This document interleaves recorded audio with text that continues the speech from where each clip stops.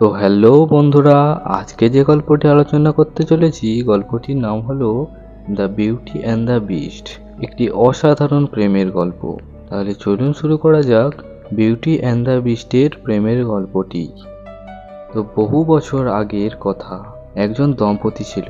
তার স্ত্রী মারা যাওয়ার পর তার 3জন ছেলে ও 3জন মেয়েকে বড় করে তোলার এক বিরাট দায়িত্ব ছিল। দম্পতির 3টি জাহাজ ছিল। জাহাজগুলোর মধ্যে বহু সোনাদানা ও গুপ্তধন নিয়ে একটি শহর থেকে আরেক রাজ্যে যাচ্ছিল। ঠিক তখনই সমুদ্রে এক ভয়ঙ্কর দুর্যোগ সৃষ্টি হয় এবং সমুদ্রের নিচে থাকা বড় বড় পাথরে জাহাজগুলো ধাক্কা খায়, আর তার ফলে জাহাজগুলোই ফাটল দেখা যায় এবং জাহাজের ভেতরে জল ঢুকে পড়ে। 3টি জাহাজই সমুদ্রের গভীরে তলিয়ে যায়, আর তার সাথে সাথে তার মধ্যে থাকা সমস্ত গুপ্তধন সোনাদানা সমুদ্রের গভীরে ডুবে যায়। তো দম্পতি পুরো বরবাদ হয়ে যায়। পরদিন দম্পতির বাড়ি পুরো খালি করে দেওয়ার নির্দেশ দেওয়া হয় এবং তাদেরকে অন্য রাজ্য থেকে চলে যাওয়ার নির্দেশ আসে। সেখানে কিছুদিন থাকার পর তারা খবর পায় যে তাদের ডুবে যাওয়া 3টি জাহাজ, তাদের মধ্যে একটি জাহাজকে খুঁজে পাওয়া যায়, যেটা ছিল তার মায়ের সবচেয়ে প্রিয় জাহাজ। এটা শোনার পর তাদের সবাই খুবই খুশি হয়। সবচেয়ে বেশি খুশি হয়েছিল দম্পতির ছোট মেয়ে বাদে 2 বড় মেয়ে, কারণ এরা খুবই স্বার্থপর আর লোভী, যারা কখনোই অন্যের কষ্ট বুঝতো না। শোনা মাত্রই তারা আবার তাদের নিজেদের মহলে ফেরার জন্য নতুন ড্রেস কেনার লিস্ট তৈরি করছিল। আর এদিকে ছোট মেয়ে, যে ছিল তার বাবার সবচেয়ে প্রিয়, সে সারাদিন তাদের সবজির খেতে পরিশ্রম করে। না আছে তার কোনো স্বার্থ, আর না আছে তার মনে কোনো অহংকার। তার যা আছে সে তাতেই সুখী ছিল। যাই হোক, তখন দম্পতির তার ছোট মেয়ে বেলের কাছে আসে তাকে শহরে ফিরিয়ে নিয়ে যাওয়ার জন্য, কিন্তু বেল সেখানেই যেতে চাইছে না। সে আরো কিছুদিন এখানে থাকতে চায়। এরপর দম্পতি তার 2 বড় মেয়েকে নিয়ে ও ছেলেকে নিয়ে শহরে চলে যায়। সেখানে গিয়ে তারা একটি ঝামেলায় পড়ে যায়। তাদের পাওয়া জাহাজ তাদেরকে আর ফেরত দেওয়া হবে না, এই নিয়ে বহু তর্ক বিতর্ক করতে থাকে, যার কারণে তার ছেলে ম্যাক্সিম রেগে মাথা গরম করে ফেলে, সেখান থেকে চলে যায়। এরপর দম্পতি তার ছেলেকে খুঁজতে বেরিয়ে পড়ে। একে রাতের অন্ধকার, আবার তার উপরে ঠান্ডা। হঠাৎ করেই তার ঘোড়াটিকে নিয়ে দুজনে পড়ে যায়, আর তার ঘোড়াটি প্রচণ্ড চোট পায় এবং তাকে সেখানেই ফেলে রেখে চলে যায় দম্পতি। যেতে যেতে সে জঙ্গলের মধ্যে কিছু দেখতে পায়। দূরে একটি লাইট জ্বলছে। মনে করেছে যেটা তার নিজের বাড়ি চলে এসেছে। সেদিকে দেখতে গিয়ে হঠাৎ পায়ে হোঁচট খেয়ে কোথায় একটা পড়ে যায় এবং জ্ঞান ফেরার পর দেখতে পায় তিনি যেন কোনো অন্য জায়গায় চলে এসেছে। সামনের দিকে তাকিয়ে দেখতে পায় ঘন জঙ্গলের মধ্যে এক বিশাল রাজপ্রাসাদ। এরপর তিনি রাজপ্রাসাদের দরজার সামনে আসে, দেখে এক বিশাল দরজা। কোনো কিছু না ভেবেই তিনি দরজা খুলে ভেতরে ঢুকে পড়ে। তিনি জিজ্ঞাসা করে এখানে কেউ কি আছে কিনা। ভুল করে আমি চলে এসেছি, কিন্তু সেখানে কোনো উত্তর আসে না। তিনি এদিক ওদিক দেখতে থাকে। হঠাৎ করে ওনার সামনে থাকা টেবিলে মোমবাতিগুলো সব জ্বলে ওঠে, আর তিনি চমকে যায় আর দেখে সেই টেবিলে থালা ভরা খাবার সাজানো রয়েছে। তিনি প্রথমে ভাবে এটা কোনো স্বপ্ন দেখছে না তো। যাই হোক, এরপর উনি খাবারগুলো খেতে শুরু করে, কারণ ওনার প্রচণ্ড খিদে পেয়েছিল আর তিনি লোভ সামলাতেই পারছিল না। এদিকে বাড়ির মধ্যে থাকা কিছু ছোট ছোট প্রাণীরা, মানে রাজপ্রাসাদের মধ্যে থাকা ছোট ছোট প্রাণীরা এগুলো সব দেখছিল, আর টেবিলে থাকা সমস্ত মোমবাতিগুলো জ্বলে ওঠে। এরপর ওনার খাওয়া শেষ হয়ে যাবার পর পিছন ফিরে তাকিয়ে যা দেখলো, দেখার পর তুমিও অবাক হয়ে যাবে। দেখে ওনার সামনে তার হারিয়ে যাওয়া সমস্ত সোনাদানা হিরে জহরত তার সামনেই রয়েছে, শুধুমাত্র একটি গোলাপ ছিল না। আবার কিছুক্ষণ পরেই তার ফেলে আসা সেই ঘোড়াটি ওনার সামনে এসে হাজির হয়। দেখে তার পায়ে যে আঘাতটি লেগেছিল কে যেন ব্যান্ডেজ করে দিয়েছে। এরপর তিনি সেই ঘোড়াটিকে নিয়ে বাইরে বেরিয়ে আসে। তিনি যখন জঙ্গলের মধ্যে দিয়ে হেঁটে আসছিল তখন একটি বড় গাছ দেখতে পায়। আসলে সেই গাছটি ছিল গোলাপ গাছ, যেটি ছিল বৃষ্টির প্রিয় গাছ। যাই হোক, এবার দম্পতি সেই গাছের নিচে যায় এবং একটি গোলাপ গাছ দেখতে পায়, আর সেখান থেকে তার মেয়ের জন্য একটি গোলাপ ফুল উপড়ে নেন। হঠাৎ করে ওনার সামনে একটি বড় দৈত্য মুখ বেরিয়ে আসে। তিনি চমকে ওঠে, আর ঠিক তখনই কোথা থেকে একটি বিষ এসে দম্পতির ওপরে ঝাঁপিয়ে পড়ে। তাকে বলে যে এত কিছু থাকতে সে তার সবচেয়ে প্রিয় আর পছন্দের জিনিসটা কেন চুরি করেছে। তখন উত্তরে দম্পতি জানায় এটা সে তার ছোট মেয়ে মানে বেলের জন্য করেছে।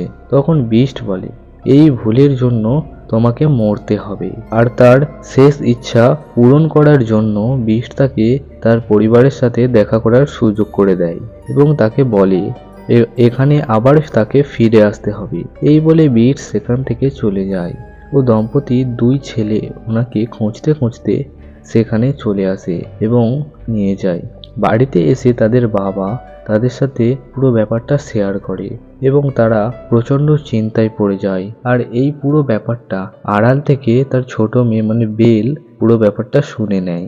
পরদিন সকাল হয়, যখন দম্পতি তার ছোট মেয়ে বেলের কাছে আসে তখন বেল বুঝে যায় যে তার বাবা কি জন্য তার কাছে এসেছে। তাই তার বাবা কিছু বলার আগেই সে কাঁদতে কাঁদতে সেখান থেকে চলে যায়। আর সেই কথাই সে কোথায় যাবে, কি উদ্দেশ্যে যাবে এটা নিশ্চয়ই তোমরা বুঝতেই পারছো। তো যাই হোক, এরপর বেল ঘোড়ায় বসে জঙ্গলের উদ্দেশ্যে মানে সেই রাজপ্রাসাদের উদ্দেশ্যে বেরিয়ে পড়ে যেখান থেকে তার বাবা ফিরে এসেছিল। তখন বেল ঘোড়াটিকে বলে সেই মহলের দিকে নিয়ে যাওয়ার জন্য। এরপর হঠাৎ করে তাদের সামনে থেকে জঙ্গলগুলো আপনা আপ সরে যেতে থাকে। এরপর তারা সামনের দিকে এগোতে শুরু করে, যেন মনে হয় এদের জন্য আগে থেকেই পথ তৈরি করা আছে, কারণ গাছগুলো নিজে থেকেই এদের রাস্তা তৈরি করে দিচ্ছে। যেন মনে হয় বহু কাল ধরে এদের জন্যই এরা অপেক্ষা করে আছে। তো যাই হোক, অবশেষে বেল সেই মহলের সামনে এসে পৌঁছয়। সে চারিদিক ঘুরে দেখতে থাকে এবং সামনের দিকে এগোতে থাকে, যেন মনে হয় ওপর থেকে মানে প্রাসাদ থেকে বিস্ট তাকে দেখছে। এরপর বেল প্রাসাদের দরজার সামনে আসতেই দরজা নিজে থেকে খুলে যায়। বেল প্রাসাদের ভেতরে প্রবেশ করে এবং সিঁড়ি দিয়ে ওপরে উঠতে থাকে। অবশেষে সে একটি রুমে এসে পৌঁছায় যেখানে চারিদিকে ফুল দিয়ে সাজানো এবং তার সামনে একটি সুন্দর ড্রেস রয়েছে, যেন এটা তার জন্যই রাখা আছে। এবং সে সুন্দর একটি বেড দেখতে পায়। সে সেগুলোকে স্পর্শ করে দেখে। এরপর সে একটি জলাশয়ের সামনে যায় এবং সে জলের মধ্যে হাত ডুবিয়ে দেয়। এরপর সে লক্ষ্য করে তার হাতে কাঁটা দাগগুলো সব ঠিক হয়ে গেছে।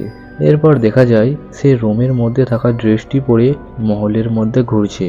মহলের নিস্তব্ধতা হওয়ার কারণে তার পায়ের আওয়াজ যেন মহলের মধ্যে এক ভয়ানক পরিবেশ তৈরি করছে। এরপর ঘড়িতে 2 বার আওয়াজ হওয়ার পর ঠিক তখনই বিস্ট আসে এবং তাকে চেয়ারে বসার কথা বলে। বিস্টকে দেখে তার হার্টবিট প্রচণ্ড কাঁপতে থাকে, মানে বেলের কথা এখানে বলা হয়েছে। বিস্ট তাকে টেবিলে থাকা খাবারগুলো খেতে বলে যাতে সে সেগুলো খেয়ে তার শরীরে এনার্জি বাড়ে এবং সে পুরো রাজ্য ঘুরে দেখতে পারে। আর এটাও বলে যে সে প্রতিদিন সন্ধ্যে 7টায় যেন মহলে আসে তার সাথে দেখা করার জন্য। আর সে ভুলেও পালিয়ে যাওয়ার কথা যেন না ভাবে, কারণ এই জঙ্গল তাকে পালাতে দেবে না। এই বলে বিস্ট যখন বেলের সামনে আসে তখন বেল গ্লাসের মধ্যে তার চেহারা দেখতে পায় এবং সে ভয়ে তাকে মারতে যাওয়ার চেষ্টা করে, কিন্তু বিস্ট সাথে সাথে সেখান থেকে পালিয়ে যায়।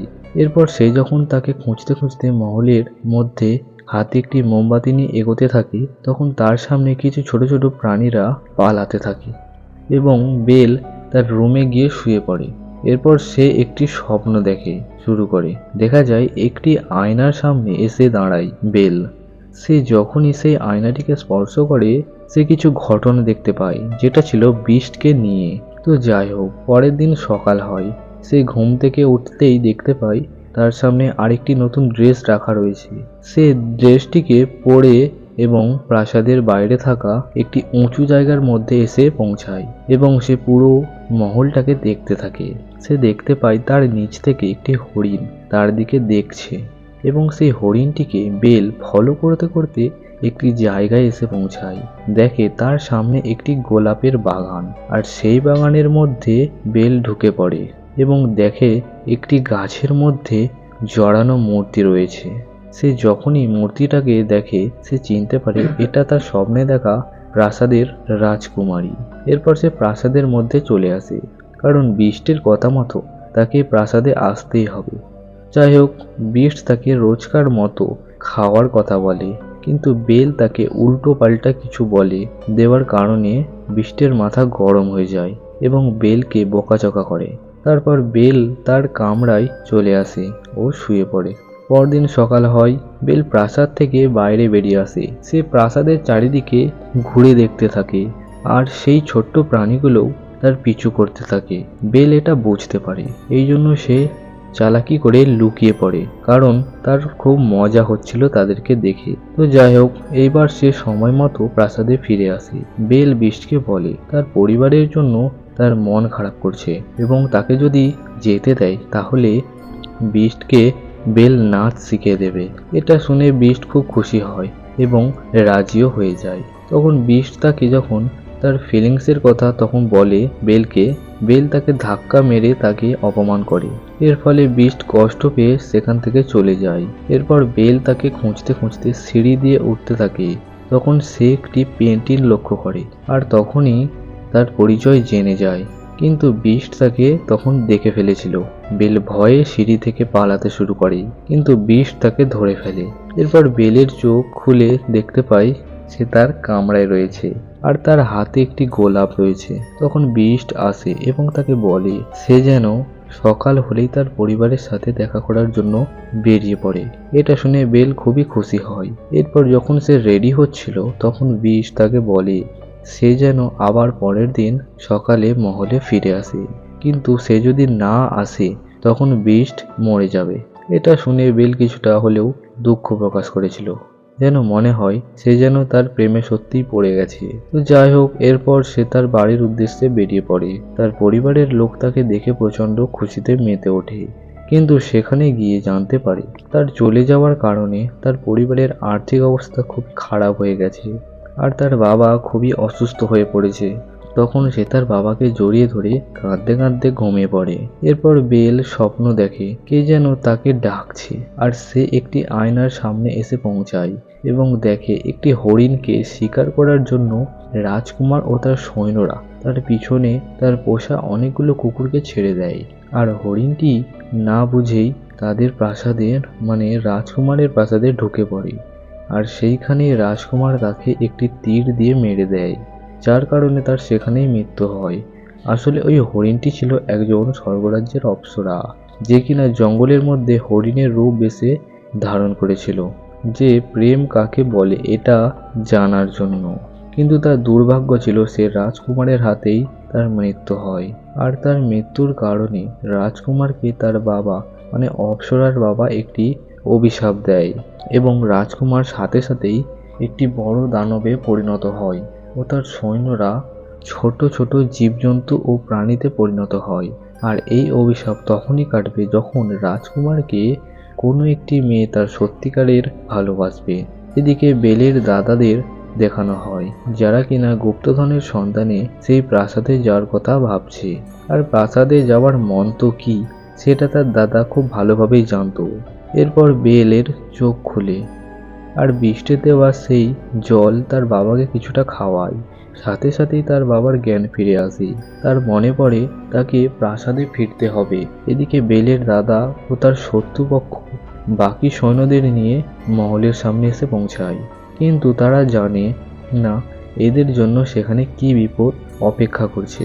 এরপর তারা নিজেদের মধ্যে কয়েকটি গ্রুপে ভাগ হয়ে যায়। এদিকে বেল যখন মহলে যাওয়ার জন্য তার ঘোড়ার কাছে যাবে, সে জানতে পারে তার ঘোড়া নিয়ে তার দাদা অনেক আগে সেখান দিয়ে চলে গেছে। তখন বেল চিন্তায় পড়ে যায়, কারণ সকালের মধ্যে তাকে সেখানে ফিরতেই হবে।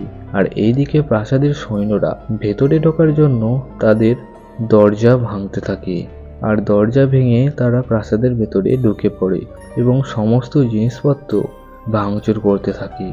এদিকে বেল একা একাই প্রাসাদে যাওয়ার রাস্তা খোঁজার জন্য বেরিয়ে পড়ে, কারণ প্রাসাদে যাওয়ার রাস্তা একবার তো তার ঘোড়াটাই জানতো। তাই সে জঙ্গলে দেবতার কাছে অনুরোধ করে সাহায্য চাইছে। ঠিক তখনই জঙ্গলগুলো নিজে থেকে একটি রাস্তা বানিয়ে দেয়।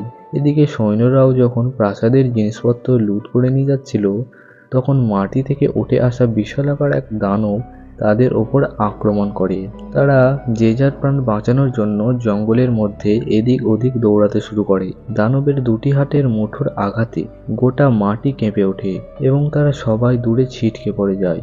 ঠিক তখনই সেখানে বেল চলে আসে।